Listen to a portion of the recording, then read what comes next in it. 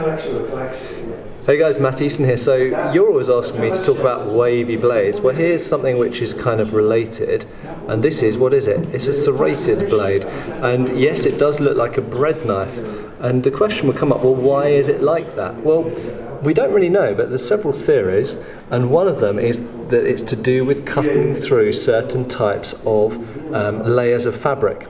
So if you've got an opponent who's wearing some type of padded armour, or indeed layers of silk, and silk is famously difficult to cut through, then potentially you can saw through it with this.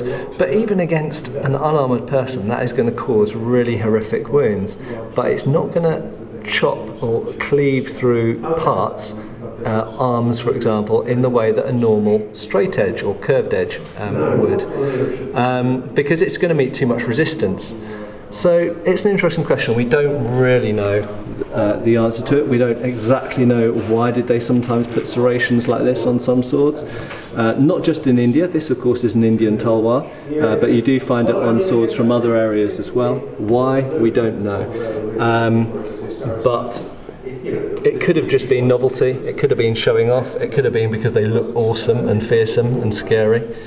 But I genuinely think that they probably had some, even if it wasn't successful, some probably theoretical purpose. And my hunch is that it's something to do with cutting through clothing and fabric, because we know from written sources from the 18th and 19th century that Indian particularly, and Afghan as well, swordsmen were taken to, if they couldn't afford armour, just putting lots of layers of clothing on.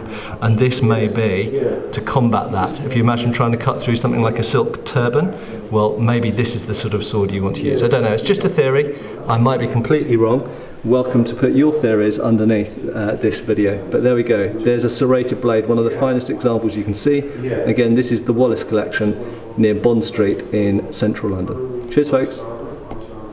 Thank you for watching. Please subscribe and feel free to follow us on Facebook.